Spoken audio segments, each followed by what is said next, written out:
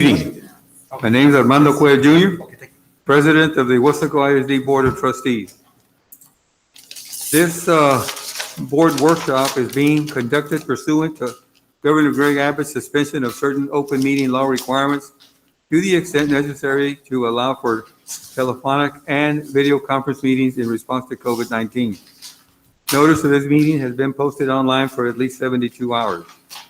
The board is meeting by the use of Google Meets and telephone transmission, which allows two-way communication for members of the public during public comments. A recording of this meeting is being made and will be available to the public at a later date. The time now is 5:51 p.m. and I call this workshop to order. I will now take roll call. Mr. Jackie Sustaita. Here, present. Dr. Jaime Rodriguez. Here. Coach Jesse Trevino. Here. Mr. Mark de los Santos. Here.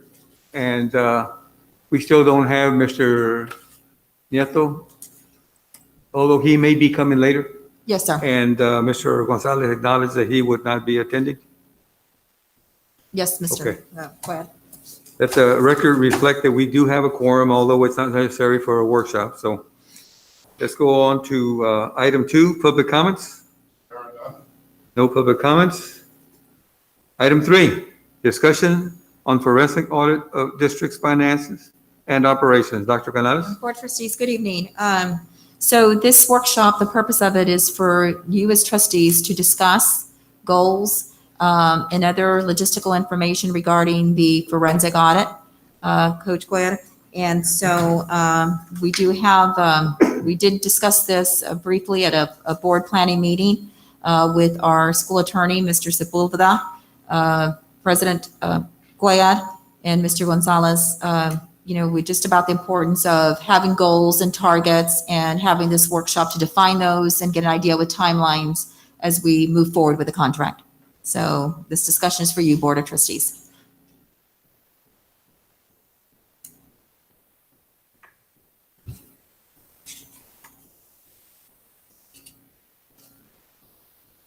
So it's open for discussion on goals. Yes, so we want to. So we can already discuss, topics and. Let's start with Coach Trevino. Goals as for the district right now, going into our, is that what you're talking about? Yes, it's specifics regarding targets and goals for the forensic audits itself, to define the parameters of the forensic audit. Okay. For me, I would like for us to the direction for us to go into the inventory of items. I would like I know there's a lot of items that have been, maybe misplaced or something. I think if we put a dollar amount of $5,000 on certain items that have been ordered, for the last 3 years, maybe go back as far as 3 years, 5 years. I don't know what you guys think, but that would be one of my areas of concern, and items that were inventoried. Do we still have them? So that's one for me. I can go ahead. I'll go ahead and give my spiel. First, I think I've mentioned this with every other trustee and the superintendent and all the other staff, that with the forensic audit, I feel very strongly that this is going to be a very good investment. As a taxpayer, as a parent whose kids come to Weslaco ISD, I think it's going to be a very good investment. And I'm glad we're having this workshop so that we can all together come with, put together criteria and parameters for the company. And so that way we can get costs.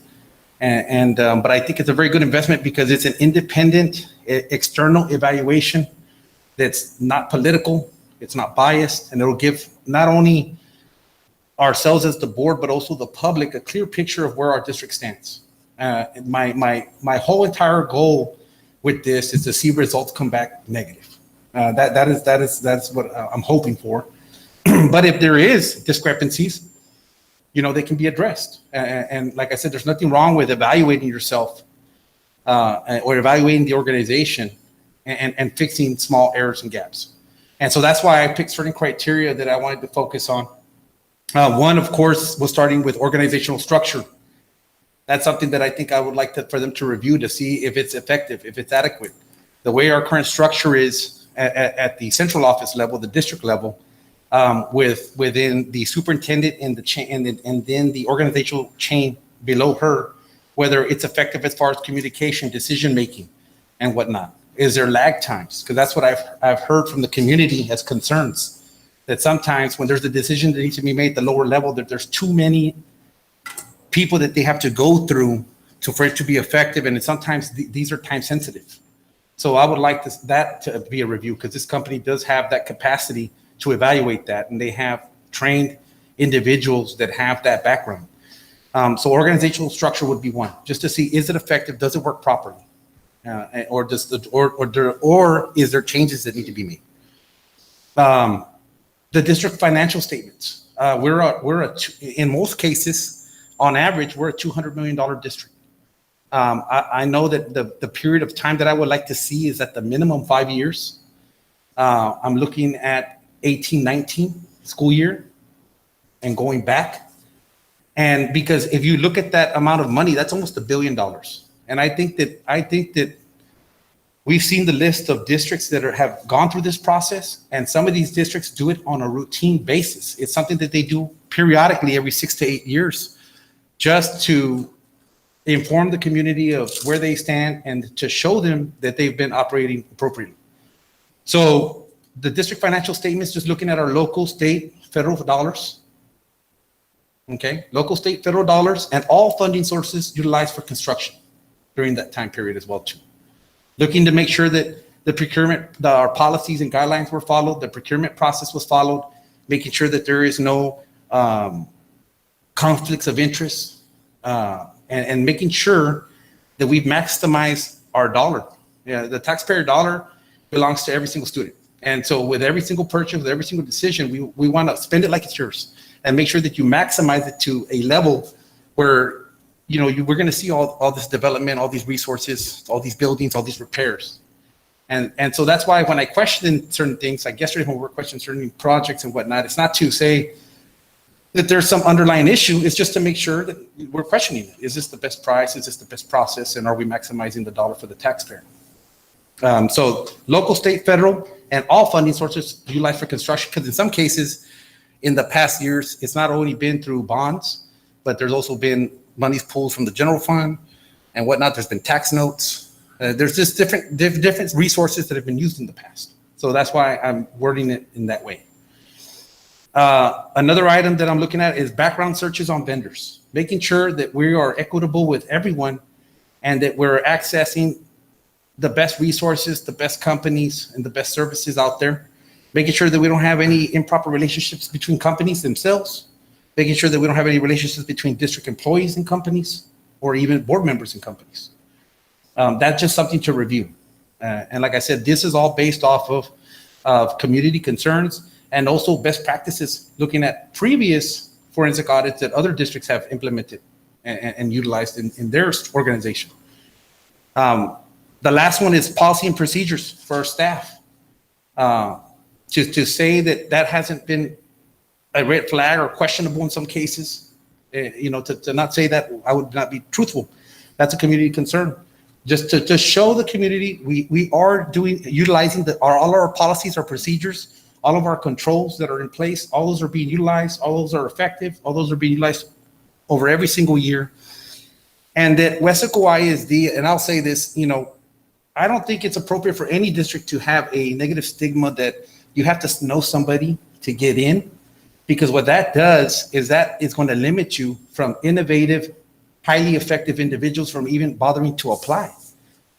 So one of the things and one of my missions if I was elected and if I was placed on this board, is to make sure that and I'm not saying it's not, but that the hiring process is equitable and fair for everyone out there that wants to apply, that wants to expand and succeed within this district, and to utilize their full potential and improve academics for our students. Because our competition that's out there, that's the way that they operate.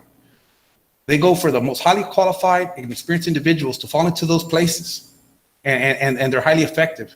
And I'm not saying that we're not doing that now, because like I said, we looked at the academic data prior to COVID-19, and when I said it when I was running, and I'll say it again now that I'm a trustee, the data is there that we're highly effective academically, highly effective. We're surpassing people in the region, we're surpassing even the state figures.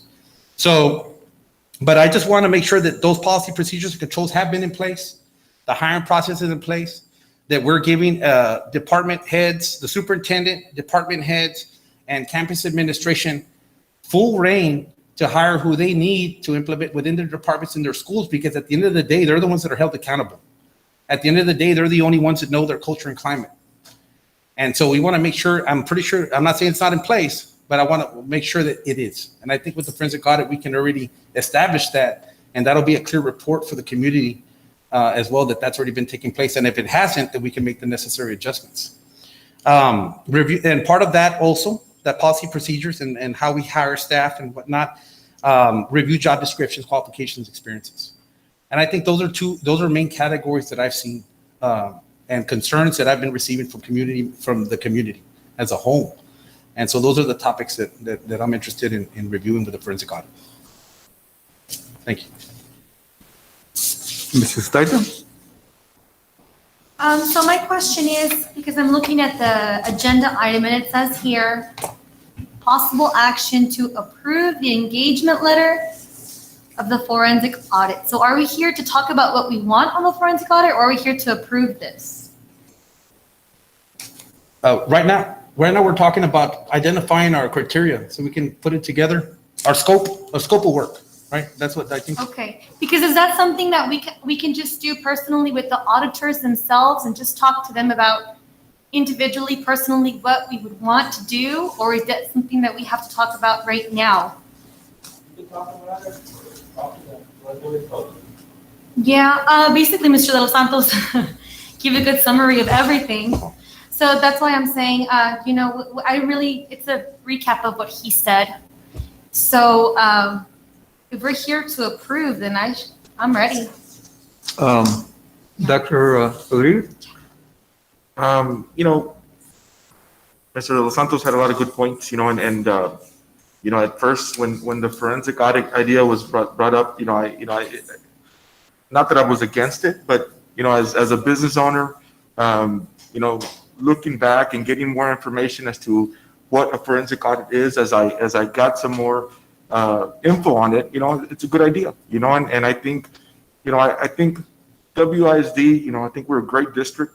I think we have a lot of good people working for our district with a lot of good intentions, and there's nothing wrong with bringing a neutral party to come in and give us, maybe better ideas or kind of tell us, hey, you know what, you're doing this way, and maybe it'll work better this other way. Nothing wrong with getting fresh ideas and bringing in opinions from an outsider to allow us to get better. Because as great of a district as I think we are, we can definitely get better, and there's always going to be room for improvement. So my only concern, is what we've kind of discussed a little bit already, is just setting the terms for this contract. I believe, do we have the Weaver firm on the call? Yes, this is Garrett Jordan. I'm here, and my colleague Travis Kasner, I believe, is joined just via telephone. We're here to answer any questions you guys have. Mr. Jordan, just a question, what has been your terms on these audits, some of the shorter ones, some of the longer ones, what should we be looking at? Well, from a timing perspective, it's really dependent on the scope of work, and that includes both the time frame, like one of the gentlemen earlier mentioned that he would like to go back 5 years, which is a fairly standard amount of time to go back in these situations. And then the other piece of it is the depth or the breadth of the different areas that you'd like for us to look at. Those are the normal things that impact from a timing perspective. Obviously, right now we're dealing with the pandemic that has thrown a wrinkle into just about everything. Now, between Google Meets and other types of virtual platforms, we've been really, really successful working with our clients, to stay on a good pace. But as you can imagine, just in this world that we live in now, there's some lag time with getting documents and information and that kind of stuff. So that's a little bit of an unknown. But it really comes down to how many things, what areas do you want us to look at? And we can stage it out, and it can take, from what I've heard so far, I mean, we're talking at least, 2 to 3 months. But that's, again, dependent on what we ultimately agree on. One thing that we can do is take the information that you've given us so far this evening, along with any additional information that you provide tonight. We can also have individual conversations with board members if they want to do that, and we can talk in more detail about what would everyone like to include in the scope.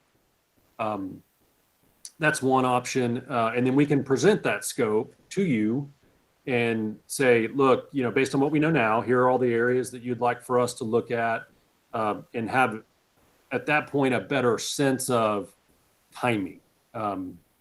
It would be very difficult for anyone to sit here and digest all the information that you're giving us and then tell you how long it would take. I mean, we can do that, but it can't really happen in real time. Yeah, I mean, I think that would be a great idea. I think, we as board members have been approached by different community members, and at some point or another about, why do we do this way, or why is this being done a certain way? And if, each one of us can maybe relate that information to you, and I think we can narrow down, what we want the focus to be on, and go from there. And this is Travis Kasner with Weaver. I don't know if my audio is working. Jared, can you hear me? Yes, you're coming in. What it sounds like to me is there's really 3 kind of scopes of work, and one being what I'll call a transactional review, which is really the items you described as the financial statements, and I'll lump that in with the background searches on vendors. But essentially, and that's very common in what we do, where we're essentially looking at all of the sources of funds that come into the district, the federal, local, and state funds, and then how those funds are used, whether it's to vendors, to construction projects, if there's credit cards that staff are using, if there's any, basically assess all that over the 5-year period, and then look at the vendors, and if there's any, run the vendor owners list against the employees and board members list, and look for any, affiliated vendors, and that's kind of, I would call one scope. And then I think the inventory, I think, would be included in there.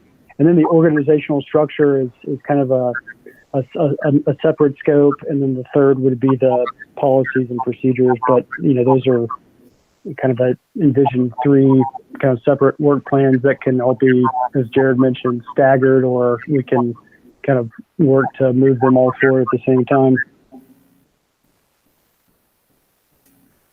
Thank you. I'm looking at the, after the workshop, we had posted having a board meeting to approve. Now, if we approve anything tonight, are these things that you're bringing up right now that are going to be discussed already included in that contract that you all proposed? Well, as of right now, the contract itself doesn't include scope of work, because this is really the first time we've had a conversation about the different areas that you guys would like us to look at. The contract itself is really just the agreement. It includes our rates. It doesn't even include a term other than the ability for the board to, cancel the contract within I think it's a 30-day period. So the contract itself is really just to get us formally engaged so we can start doing work for you guys. I think given what we know now, the best thing to do would probably to do what we would call like a phase one or a scoping exercise, where we would, after we are engaged, we would spend some time framing out what the engagement might look like, potentially interviewing any of you individually if you would like to have the conversation with us to include certain items within the scope, and then come back to you guys at some point in the near future with a more formalized scope of work that we'll cover. And at that point, we can typically provide what I'll call a fee estimate range and a time estimate. And that way you can determine whether or not you want to approve that next step, if you will. So I'm sorry, go ahead. I was going to ask, so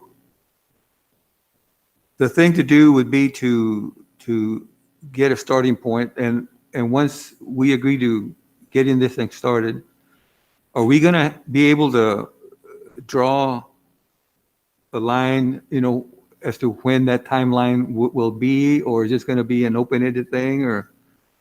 Well, the contract as it's written right now, I think it has like a 30-day termination period. I think I kind of go back to, you never know what you're going to find when you get into these things. Yes, we That's just understand. the nature of the work. And what I will say we would do, and what we normally do, is we would have our kind of phase one would be this scoping exercise, and we would put a plan together that says, as Travis alluded to, right now we've heard about 3 different areas. We would identify all the different things that we would want to analyze or look at in there. We would have conversations with you guys to add to that. And then I think come back to you with, okay, we've done some initial work. Here's what the board collectively would like us to look at. We think that's going to take, again, 3 months, 4 months. It's just, those are just insert the number of months there. And we think we can do it between, X dollars and Y dollars based on what we know now. What we would then do is start executing that work plan. We would then have, I don't know if you meet as a board monthly, or if you have an audit committee that you would like us to report to, or some type of other committee more often. We could have, bi-weekly check-in meetings so you can understand where we are. To the extent we do identify something through our work that would require a change in scope, you will know about it at that next check-in meeting, if not sooner. If it impacts the budget that we have for the work, you'll know that at that point in time as well. And you can make a determination whether or not you want to, for us to look at that or not look at it. And so I think there's a way that we can design the process to where, we don't go away for, 4 months and all of a sudden we show back up and, here's the report. The only caveat I'll put on that is that we want to do what makes the most sense for the district and the board. And so I will defer somewhat to how your attorney wants this to work as well. So there's some consideration there that should be had, and potentially that's a discussion that you'd like to have with your attorney. And we can have a conversation with the attorney as well. Okay. Mr. Nieto just walked in. I don't know if he has something to. Oh, we have Mr. Nieto, another trustee that just arrived. Let the record reflect that he got here at About 10 minutes ago, maybe. about 6:05, Yeah. give or take. Okay. Mr. Nieto? I don't have any questions. I'm just listening, so continue. Okay. You're fine. Okay. Can we include council in this conversation? Yes. Coach, I would like to add something. I know a little while ago, you cut me off going there a little bit about the goals and so forth. But you know, Mr. Jordan, you've, and I know Mr. Los Santos broke it down. And I think you have a fair understanding right now of what we're looking for and a time frame of what we're looking for. And, you know, I don't want to continue to prolong this. I know I have talked about this previously here amongst us. I don't want to prolong this. I want to go ahead and move forward with this. And because obviously even the other gentleman there, he broke down and right now as he went over his categories, that's exactly what we're looking for. And, you know, I think during the time, as you guys start researching the information in our district, during that time, you know, we would like that open line of communication with you guys. And, you know, I don't want this to prolong and, hey, let's meet in 2 weeks and 3 weeks. I want to move forward with this and get you guys involved as soon as possible in our district. Like I mentioned, or I don't think, you know, you put the price on there and what it's going to be, and we've seen your work and we've seen what it could go up to, you know, by some of your other districts that you provided information there. So with all that being said, you know, I approve, or I want to make a motion to go ahead and. We're not in the board meeting yet, so It'll be the next. Oh, I'm this sorry. is just a workshop. And- Okay, so I'm ready to get going and jump the gun. But we certainly understand where Okay. Mr. Trevino is coming from, and I agree, you know, we want to move forward, but we just want to make sure that when we make this final decision, that we have an understanding of what we're going to be dealing with. So I'd like for council to have involvement if it's in order. And Coach Quet and Mr. Trevino mentioned he wants to start quickly. And that way, any corrective action that has to occur will occur immediately. Yes. You know, he made a good point, you know, Mr. Jordan, about, you know, you speaking to the board members individually and they giving you a list also, you know, that's a good idea, you know. I mean, I don't see nothing wrong with the contract now that, you know, Mr. Dos Santos said, you know, basically directed you guys the way he wants the board to go. And I think the board wants him to go in that direction. You know, he's not speaking for himself. I'm sure he's speaking for the whole board. And I think, you know, you giving every opportunity to the board members to call you directly or you call them directly is a great idea at this point, you know. And, you know, I would tell the board, hey, let's go ahead. Looks good. Great. Mr. Boyer, I had two questions before, you know, anything else. With this ransomware attack that we had back in December, do you foresee any type of delays or anything on your part that might be stopping you from collecting information you need? If that question was directed to us, I think it was. Yes, I'm sorry, it was. We have actually worked with another entity recently that also had a ransomware attack, and it didn't impact us in our work.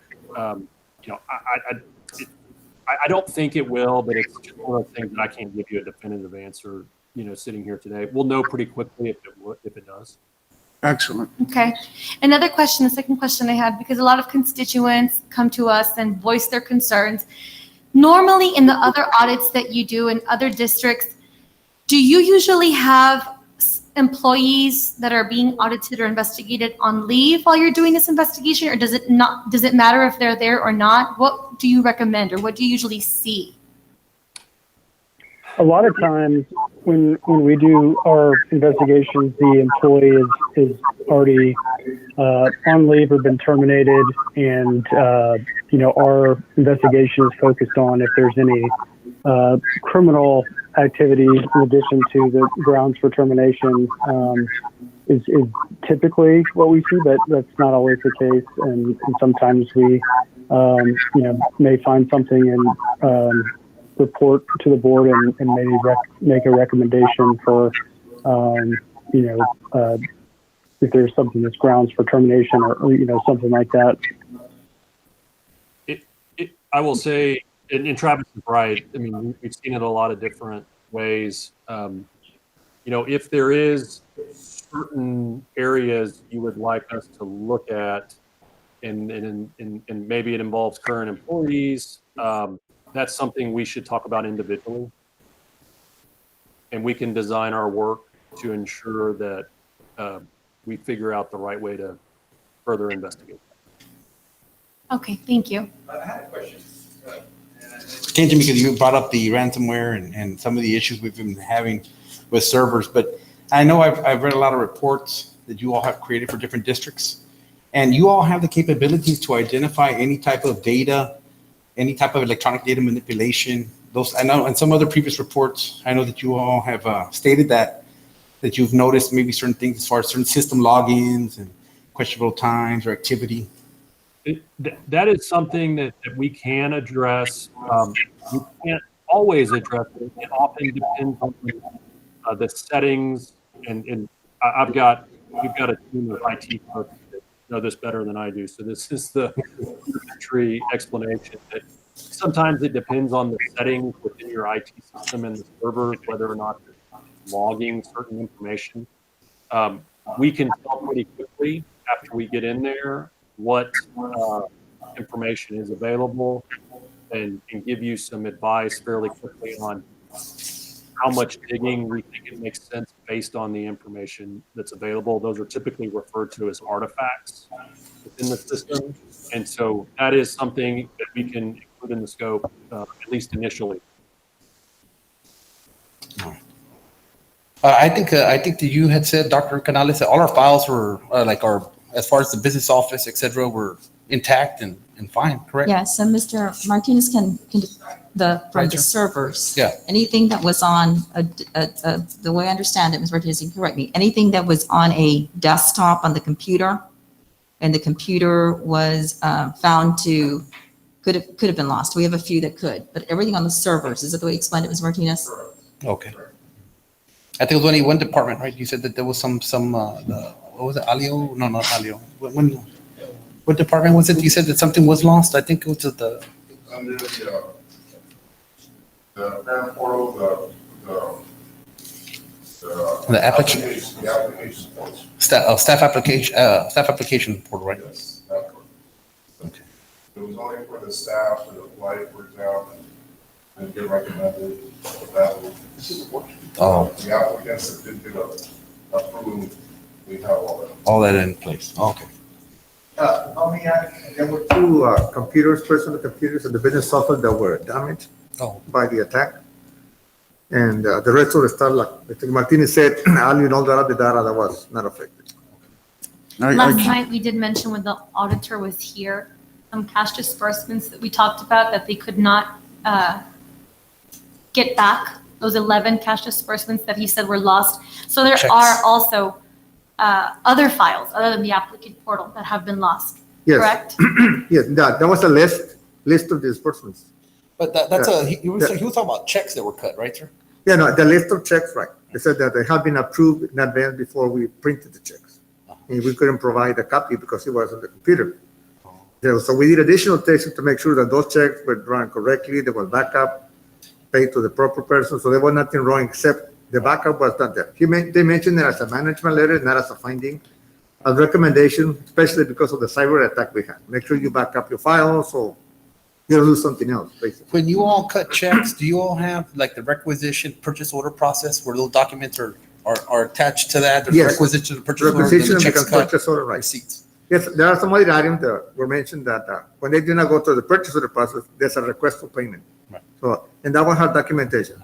And I get to review all those. Oh. That way, something's not wrong with them, we don't pay until we get it fixed. Make sure that items were received, services were provided, and we have information we need before we can process the payment. Anyone else? Okay. Thank you, gentlemen. The time right now is 6:25, and that takes us to item 4, adjournment. This workshop is now adjourned.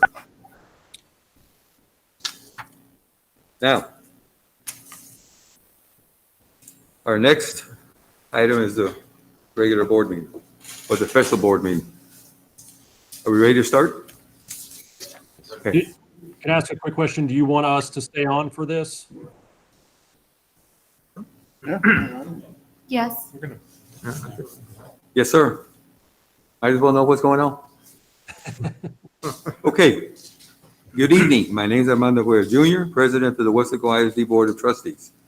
This special board meeting is being conducted pursuant to Governor Greg Abbott's suspension of certain open meeting law requirements to the extent necessary to allow for telephonic and video conference meetings in response to COVID-19. Notice of this meeting has been posted online for at least 72 hours. The board is meeting by the use of Google Meets and telephone transmission, which allow two-way communication for members of the public during public comment. A recording of this meeting is being made and will be available to the public at a later date. The time now is 6:27, and I call this meeting to order. I'll now begin the roll call. Mr. Jackie Sustaita, Present. Dr. Jaime Rodriguez, Present. Coach Jesse Trevino, Present. Mr. Isidoro Nieto, Present. Mr. Mark de los Santos, Present. and myself, Armando Cuellar. Let the record reflect that we have a quorum of board members in attendance. Any public comments, item 3? No public comments. That takes us to item 4. Discussion and possible action for the board to approve the engagement letter contract for the forensic audit of the district's finances and operations. Dr. Canales? Board of Trustees, this is about this, basically what we're asking you, board, is to consider the approval of the engagement letter contract with the certified public accounting CPA firm Weaver and Tidwell LLP to provide forensic audit services of the district's finances and operations, RFQ number 210120. So this is your discussion and possible action. I go ahead and make a motion to approve I based, second. based on all the information that was provided during the workshop. And and going back as 5 years. And, after that, Mr. Jordan, I know you guys are still on, providing that we have that open line of communication and, see where this takes us. And so I make that motion. Okay, we have a motion by Coach Jesse Trevino. Do we have a second? Second the motion. Mr. Sustaita? Second. And the motion is for the board to approve this engagement letter contract of the forensic audit of the district's finance and operations with the understanding that we will have a line of communication with board members as we go through the process of this audit. Is there any discussion? If none, we'll entertain the votes by signifying aye if you approve. Mrs. Sustaita? Aye. Dr. Rodriguez? Aye. Coach Trevino? Aye. Mr. Nieto? Aye. Mr. De Los Santos? Aye. Motion carries. Item 5, adjournment. So moved. This Thank you very meeting much. Thank you, is now- Mr. Jordan, and your team. The time is 6:30. Thank you. Thank you.